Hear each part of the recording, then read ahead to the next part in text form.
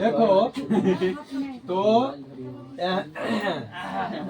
एका होता है, एका मतलब एका मतलब ए होता है। दूगी मतलब दू, तिग्गी, चौगा, पंजा, छक्का, सत्ता, अट्ठा, नाला, ताला। आई गहरा नहीं होता है। और गुलाम यानी जे। ओकरा बाद होता है बेगम बीवी, क्यों से रहता है। अब बादशाह यानी किंग के रहता है ना। बादशाह यानी बादशाह हो गया तो के होता है। तो ये टोटल हो गया कगो 13 गो। ये सब का 4-4 गो होता है। चिड़िया, लाल बाल, टिया या ठिकरी होता है काला, ठीक ना। इस तरह से टोटल को पति होता है 52। अब सुनो इससे क्वेश्चन कैसे पूछता है। मतलब कुल मिला के नंबर ऑफ फेस बराबर कितना हो गया 52। नंबर ऑफ फेस बराबर 52। पूरा संभावना मतलब कि 52 होगा। मान लो कहेगा कि एक ताश के गड्डी को एकदम अच्छी तरह से पीस दिया गया है, मतलब फेंक दिया गया है, मिला दिया गया है ना। और आंख मुंह देता है बिना देखे हुए गड्डी से एक पत्ता खींचा जा रहा है। क्या कह जा रहा है सुनो, गड्डी से एक पत्ता खींचा जा रहा है तो उसकी क्या परीक्षा है कि वह इक्का है। उसकी क्या परीक्षा है कि वह इक्का है। अब बड़ा जरा सोचो कि ताश के गड्डी में इक्का कहोगे चारों कालापन, लालपन, इटिया, चिड़िया 4 गो होगा। मतलब कि नंबर ऑफ ही संभावना जो होगा ये कितना होगा 4 और नंबर ऑफ फेस कितना होगा 52। टोटल पति 52 गो है ना। तो 52 तो प्रोबेबिलिटी ऑफ ही बराबर हो जाएगा नंबर ऑफ ही बटा नंबर ऑफ एस, यानी 4 बटा हो जाएगा कितना 52। 13 का 52 1 बटा 13। इसका आंसर हो जाएगा क्या 1 बटा 13। समझ में ना। लेकिन वही कहेगा कि अच्छी तरह से फेंटे हुए ताश की एक गड्डी से काला पान का इक्का निकालने की प्रक्रिया क्या होगी। तो काला पान की इक्का 1 गो होगा। नंबर ऑफ ही बराबर 1 और नंबर ऑफ फेस बराबर 52, मतलब 1 बटा 52।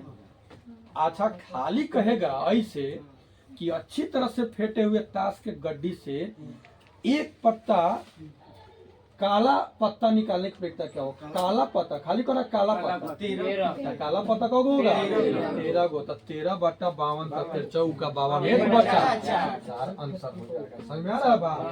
तो इस तरह से क्या करेंगे, इससे भी क्वेश्चन पूछेगा तो बना सिक्का उछालेगा। अब सिक्का देखो 2 गो उछाले तो कौ गो परिणाम, कुल सम परिणाम कितना 4।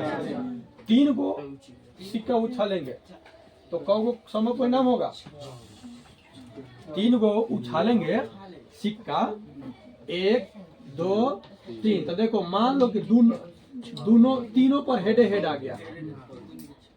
यह तो संभव हो भी सकता है, नहीं भी हो सकता है। तो मान लिया कि तीनों पर हेड हेड हेड।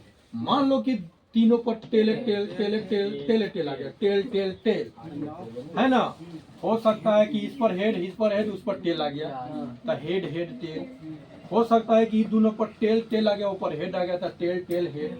ऐसे करके लिखना, पता करना कि एक कौ हो रहा है, रिपीट होना नहीं चाहिए। वही हो जाएगा कुल संभव परिणाम। समझ में आ गया कि नहीं आ गया।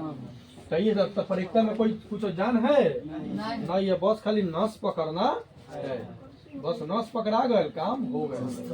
बस नंबर ऑफ ही ऊपर, नंबर ऑफ एस टोटल मतलब नीचे।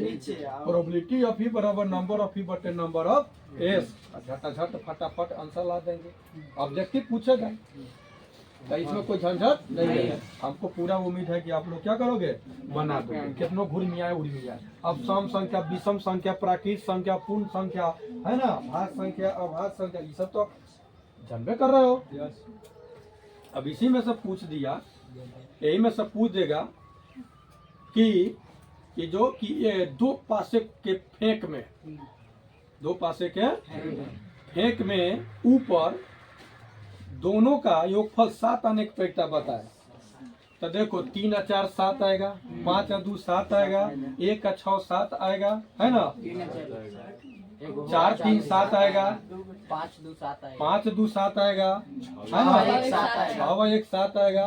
ऐसे करके 1 6 7 आएगा, 6 1 7 आएगा, 3 4 7 आएगा, 4 3 7 आएगा, 5 2 7 आएगा, 2 5 7 आएगा।